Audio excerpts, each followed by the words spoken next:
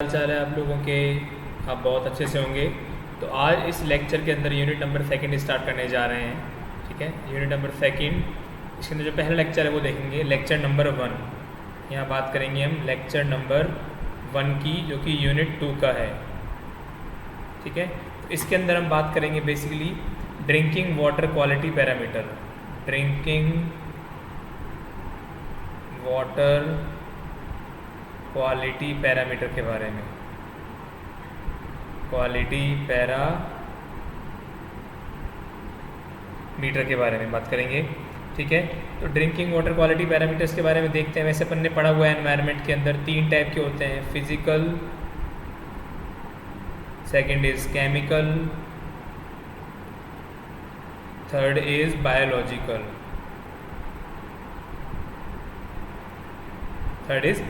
तो आपने एनवायरनमेंट के अंदर पूरा अच्छे तरीके से पढ़ा है। यहाँ पर आपको न्यूमेरिकल प्रॉब्लम सॉल्व नहीं करने हैं, यहाँ पर केवल थ्योरी पार्ट सॉल्व करना है। ठीक है ना।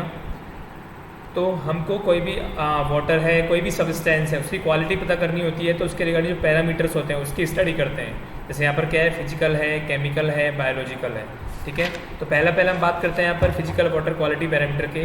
तो कौन कौन से फिजिकल वाटर क्वालिटी पैरामीटर होते हैं? जैसे इसके अंदर होते हैं सस्पेंडेड सॉलिड। पहला कौन से होते हैं इसके अंदर? सस्पेंडेड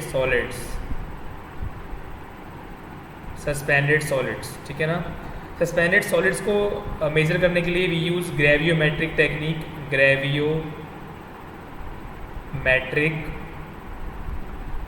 ये टेक्निक क्या होती है हम पढ़ चुके हैं पहले ही एनवायरनमेंट के अंदर। ठीक है, तो आप वो वाला वीडियो देख सकते हैं मेरा, जहाँ पे मैंने आपको ग्रेवियोमेट्रिक टेक्निक के बारे में बताया था। ठीक है ना।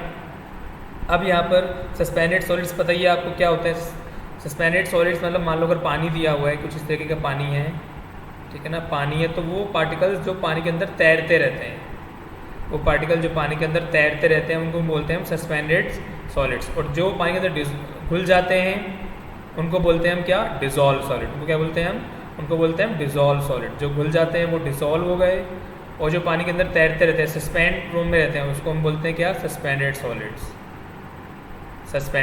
सॉलिड्स। ठीक है, अब यहाँ बात करते हैं इसके अंदर जो हमारे सस्पेंडेड सॉलिड्स होते हैं वो तो as a physical water quality parameter से बिहेव करते हैं, और जो हमारे डिसॉल्व सॉलिड होते हैं वो हमारे केमिकल वाटर क्वालिटी की तरह बिहेव करते हैं। क्यों? क्योंकि यहाँ पर केमिकल रिएक्शंस होती हैं किसके अंदर? जब वो डिसॉल्व हो जाते हैं तो उनमें केमिकल रिएक्शंस होती हैं। ठीक है ना। अब सस्पेंडेड सॉलिड जो वाटर में होते हैं वो कहाँ से आते हैं? तो वो क्ले से आते हैं अपने, ठीक है, उसके अलावा सिल्ट से आते हैं, सैंड से आते हैं। तो यहाँ से सारे वो पार्टिकल्स हमारे आते हैं। ठीक है, फिर बात करते हैं इसके अंदर। हमको ये तो पता ही है, इसको मैं रब कर रहा हूँ, आप कॉपी कर लेना पॉज करके वीडियो को। हमको ये पता है कि ऑर्गेनिक मैटर जो होता है,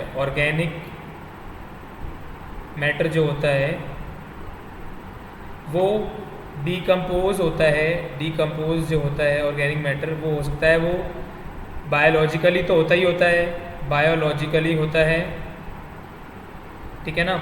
लेकिन जो इनऑर्गेनिक मैटर होता है, जो हमारा इनऑर्गेनिक मैटर होता है वो डिकम्पोज नहीं होता। डिकम्पोज है ये, इसको सही कर देते हैं अपन। This is decompose biologically. लेकिन इनऑर्गेनिक मैटर जो होता है वो डिकम्पोज नहीं होता। कैसे? बायोलॉजिकली। इसका एग्जांपल हम दे चुके हैं, पहले ही आपको पढ़ चुके हैं अपन कि अगर मान लो केले का छिलका है, आपको बनाना है, ठीक है ना, और बनाना को आपने मान लो ज़मीन के अंदर गाड़ दिया, ठीक है, मान लो आपने फेंक दिया बनाना को यहाँ पर, तो कुछ टाइम बाद, आफ्टर सम टाइम, आपको ये चीज़ मिलेगी ही नहीं। आफ्टर सम टाइम ये क्या हो जाएगा? डिसअपियर हो जाएगा। लेकिन उसी टाइम अगर आपने प्लास्टिक की बोतल को रखा हुआ है, तो प्लास्टिक की बोतल को अगर आपने रखा हुआ है तो प्लास्टिक बोतल थोड़े टाइम बाद आपको एज इट इज़ मिलेगी। यहाँ पर आपको एज इट इज़ मिलेगी। ठीक है ना। तो ये एक छोटा सा नोट लिखाया था। नेक्स्ट चलते हैं फटाफट से हम। फिर हम बात करते हैं यहाँ पर जो सस्पेंडेड सॉलिड्स होते हैं, वो जिनका नेचर जो होता है वो कैसा होता है? ऑर्गेनिक नेचर होता है। सस्पेंडेड सॉलिड्स का जो नेचर होता है दैट इज़ ऑर्गेनिक नेचर की तरह होते हैं। ठीक है ना। जो कि क्या करते हैं? जो माइक्रो ऑर्गेनिजम्स हैं, जो कि माइक्रो ऑर्गेनिजम्स के कारण ऑर्गेनिजम्स की हेल्प से क्या करते हैं, डिजीज़ पैदा करते हैं। क्या पैदा करते हैं, डिजीज़ पैदा करते हैं, डिजीज़ पैदा कर देते हैं। ठीक है, अब यहाँ बात करते हैं इसके अंदर, आगे देखते हैं। जो सस्पेंडेड सॉलिड्स होते हैं, जो सस्पेंडेड सॉलिड्स होते हैं वो साइकोलॉजिकल इम्पैक्ट डालते हैं। कैसे इम्पैक्ट डालते हैं, साइकोलॉजिकल इम्पैक्ट डालते हैं, साइकोलॉजिकल इम्पैक्ट डालते हैं। ठीक है ना, साइकोलॉजिकल इम्पैक्ट डालते हैं। ठीक है, अब आगे बात करते हैं। तो मैंने आपको बताया ग्रेवियोमेट्रिक टेक्निक की हेल्प से सस्पेंडेड सॉलिड्स को हम डिटरमाइन कर सकते हैं। ठीक है, ये हम पढ़ चुके हैं कि ग्रेवियोमेट्रिक टेक्निक क्या होती है। उसके बाद हम बात करते हैं कि जो इसकी एक्सेप्टेबल लिमिट होती है, जो इसकी एक्सेप्टेबल लिमिट होती है, जो इसकी एक्सेप्टेबल लिमिट होती है दैट इज़ 500 मिलीग्राम पर लीटर। ठीक है, और जो इसकी कोज फॉर रिजेक्शन होता है, कोज फॉर रिजेक्शन लिमिट होती है दैट इज़ 2000 मिलीग्राम पर लीटर, दैट इज़ 2000 मिलीग्राम पर लीटर। तो ये हमारा फिजिकल वाटर क्वालिटी पैरामीटर हो गया है। सेकंड हम बात करते हैं टर्बिडिटी के बारे में। Second is what, turbidity. ठीक है, कि टर्बिडिटी क्या होता है, तो आपको पता ही कि टर्बिडिटी क्या होता है। Turbidity is a natural water body interfere with the penetration of sunlight, thus retards photosynthesis reaction during which oxygen is released, thereby affecting the survival of aquatic life. तो बेसिकली मटमैलापन जो होता है, मटमैलापन जो होता है वो क्या होता है, टर्बिडिटी। अगर मान लो ये पानी है आपका, अगर मान लो ये पानी है और इस पानी के अंदर गंदगी ज़्यादा है, इस पानी के अंदर गंदगी ज़्यादा है और यहाँ से कोई लाइट की रे आ रही है, कोई लाइट की यहाँ से रे आ रही है। ठीक है, तो वो लाइट की रे है वो प्रॉपर अंदर बॉटम तक पेनिट्रेट नहीं कर पाएगी, यहाँ तक पेनिट्रेट नहीं कर पाएगी। लेकिन अगर मान लो जो पानी है मेरा कम गंदा है, ठीक है, लेस डर्टी है, तो जो वाटर की जो लाइट है वो इजीली क्या पहुँच जाएगी नीचे तक। तो ये वाटर की जो मैंने बताया जो लाइट होगी, अगर मान लो पानी कम गंदा है तो इजीली कहाँ पहुँच जाएगी, ये नीचे पहुँच जाएगी। क्योंकि अगर मान लो टर्बिडिटी ज़्यादा है तो वो लाइट की रे को क्या होगा, डिस्टर्बेंस पैदा होगा। ठीक है, तो ये क्या हो गया, मेरा टर्बिडिटी हो गया। ठीक है, अब मेजरमेंट कैसे करते हैं टर्बिडिटी का वो देखते हैं फटाफट से एक बार। Measurement of turbidity, measurement of turbidity, measurement कैसे करते हैं टर्बिडिटी के, तो अलग अलग मेथड्स होते हैं। टर्बिडिटी रोड मेथड, इसके बारे में हम ब्रीफ में पढ़ चुके हैं, हमको केवल नाम याद रखना है यहाँ पर। फिर हम बात करते हैं इसका Jackson turbidity method, Jackson turbidity method. ठीक है, और इसके अंदर एक चीज़ और होती है हमारा, जैक्सन टर्बिडिटी मेथड पढ़ लिया, फिर इसके अंदर होता है एक हमारा बेलीज मीटर, बेलीज टर्बिड मीटर एंड नेफ्लोमीटर, ठीक है। तो इस सब का डिस्क्रिप्शन हम पढ़ चुके हैं एनवायरनमेंट के अंदर, तो यहाँ पर आपको केवल नाम याद रखने हैं। आप थोड़ा सा डिस्क्रिप्शन इनके बारे में याद कर सकते हैं एग्जाम में अगर पूछ लेगा तो, ठीक है ना। अब हम बात करते हैं कि टर्बिडिटी अपन ने देख लिया, इसके अंदर एक चीज़ और इंपॉर्टेंट है, जो हमारा बेलीज टर्बिड मीटर होता है, जो हमारा बेलीज टर्बिड मीटर होता है, ठीक है। बेलीज टर्बिड मीटर जो होता है वो काम करता है किसके ऊपर, एब्जॉर्प्शन प्रिंसिपल के ऊपर, एब्जॉर्प्शन प्रिंसिपल के ऊपर। और जो हमारा नेफ्लोमीटर होता है वो काम करता है स्कैटरिंग प्रिंसिपल के ऊपर, किस पे काम करता है, स्कैटरिंग प्रिंसिपल के ऊपर। तो ये एग्जाम में ऑब्जेक्टिव में पूछ ले जाते हैं, ठीक है।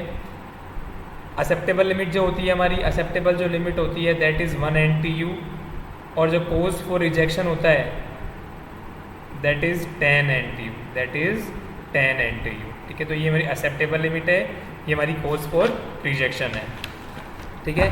थर्ड हमारा क्या है, फिजिकल वाटर क्वालिटी पैरामीटर, इसको मैं रब कर रहा हूँ, आप पोस्ट कर लेना, कॉपी कर लेना पोस्ट करने के लिए, मतलब आप कॉपी कर सकते हैं, पोस्ट कर लो तब। फिर हम बात करते हैं कलर की, कलर बोलो या COLOR बोलो एक ही बात है, डेफिनेशन चेंज हो गई है इसकी, ठीक है ना। तो कलर की बात करते हैं हम, ठीक है। तो कलर जो होता है, कलर्ड वाटर जो होता है, हम वो कभी भी डाइंग पर्पज़ के लिए काम में नहीं ले सकते हैं, ना ही वॉशिंग के लिए काम में ले सकते हैं, ठीक है ना। कुछ सर्टेन कलर कोजिंग कंपाउंड्स है जैसे फेरम हो गया, आयरन हो गया या मैग्नीज हो गया, जो कि क्लोरीन की डिमांड को बढ़ाते हैं, जो कि क्लोरीन की डिमांड को क्या करते हैं, इंक्रीज़ करते हैं। क्यों इंक्रीज़ करते हैं? क्योंकि ये जो आयरन और मैग्नीज होते हैं ये क्या करते हैं, ये हमारे पानी के अंदर कलर देते हैं, ये हमारे पानी के अंदर कलर देते हैं। तो इस कलर को हटाने के लिए हम यहाँ पर क्लोरीन डालते हैं, ठीक है ना। उसके बाद बात करते हैं कुछ कलर कोजिंग कंपाउंड्स है जैसे फिनॉल हो गया, ठीक है ना, जो कि अगर रिएक्ट करता है, जो मान लो फिनॉल है जो कि वो क्लोरीन से रिएक्ट करता है तो क्या देगा, टेस्ट एंड ऑर्डर देता है, टेस्ट एंड ऑर्डर देता है वाटर के अंदर, क्या देगा, टेस्ट एंड वाटर देता है। कुछ कलर कॉजिंग कंपाउंड्स हैं, ऑर्गेनिक कंपाउंड्स हैं, ठीक है ना, जो क्या करते हैं, कार्सिनोजेनिक्स होते हैं, मतलब उनसे कैंसर भी हो जाता है, ठीक है। अब अगर बात करते हैं मेजरमेंट कैसे करते हैं, तो टिंटोमीटर की सहायता से क्या करते हैं, मेजरमेंट करते हैं। टिंटोमीटर एक इक्विपमेंट होता है, उसकी हेल्प से हम मेजरमेंट करते हैं। उसके अंदर नेसलर ट्यूब्स लगी होती हैं, नेसलर ट्यूब्स लगी होती हैं वहाँ पर, तो नेसलर ट्यूब्स लगी होती है टिंटोमीटर के अकॉर्डिंग, और वहाँ मेजर करते हैं। और जिस यूनिट में इसको एक्सप्रेस किया जाता है that is true colour unit, that is true colour unit, इसको हम क्या बोलते हैं, शॉर्ट फॉर्म में TCU बोलते हैं, ठीक है। तो ये हमारा क्या था, कलर के बारे में था। फिर हम बात करते हैं टेम्परेचर के बारे में, फिर हम यहाँ बात करते हैं, फोर्थ है हमारा दैट इज़ टेम्परेचर। टेम्परेचर के बारे में बात करते हैं, तो जो टेम्परेचर होता है वो दोनों रिएक्शंस को क्या करता है, हमारा अफेक्ट करता है, चाहे वो केमिकल रिएक्शंस हों चाहे वो बायोलॉजिकल रिएक्शंस हों, ठीक है ना। उसके बाद हमको ये पता है, अगर मान लो 10 डिग्री इंक्रीज़ कर दें हम टेम्परेचर को, अगर हम टेम्परेचर को 10 डिग्री इंक्रीज़ कर दें तो बायोलॉजिकल एक्टिविटी को 2 टाइम्स इंक्रीज़ कर देता है, क्या करता है, डबल्स कर देगा, बायोलॉजिकल एक्टिविटी को 2 टाइम्स डबल कर देगा, ठीक है ना। तो अगर जो वाटर सप्लाई की बात करते हैं तो उसके अंदर टेम्परेचर की रेंज होती है वो 10 डिग्री से 25 डिग्री सेंटीग्रेड के बीच में रखी जाती है। फिर हम बात करते हैं इसके अंदर टेस्ट एंड ऑर्डर को, टेस्ट एंड ऑर्डर की बात करते हैं इसके अंदर, ठीक है। तो टेस्ट एंड ऑर्डर की जैसे माइंड दिमाग में आता है, तो जो इक्विपमेंट काम में लिया आता है उसको बोलते हैं ओस्मोस्कोप, ओस्मोस्कोप के अंदर हम टेस्ट एंड ऑर्डर को फाइंड करते हैं, ठीक है। इसके अंदर एक थ्रेश होल्ड नंबर यूज़ में लिया जाता है, ठीक है, थ्रेश होल्ड नंबर यूज़ में लिया जाता है, ठीक है ना। इसके बारे में हम पढ़ चुके हैं पहले, जो कि क्या रिप्रेजेंट करता है, वो रिप्रेजेंट करता है डाइल्यूशन रेशो को, वो रिप्रेजेंट करता है किसको, डाइल्यूशन रेशो को रिप्रेजेंट करता है, जो क्या होता है basically final volume of diluted sample free from test and order divide by initial volume of test sample, ये मेरा क्या होता है, डाइल्यूशन रेशो होता है, ठीक है। तो एग्जाम में आपको इनके नेम लिखने हैं और इनके बारे में थोड़ा थोड़ा डिस्क्राइब करना है, ठीक है। एक्सेप्टेबल लिमिट होती है इसकी 1 TON, थ्रेशोल्ड नंबर एक्सेप्टेबल है, और कोज फॉर रिजेक्शन होता है 3 TON, दैट इज़ 3 TON। तो ये इस लेक्चर में अपन ने फिजिकल वाटर क्वालिटी पैरामीटर्स के बारे में बात करी है। नेक्स्ट लेक्चर में हम केमिकल वाटर क्वालिटी पैरामीटर्स के बारे में बात करेंगे, ठीक है। Bye bye, take care.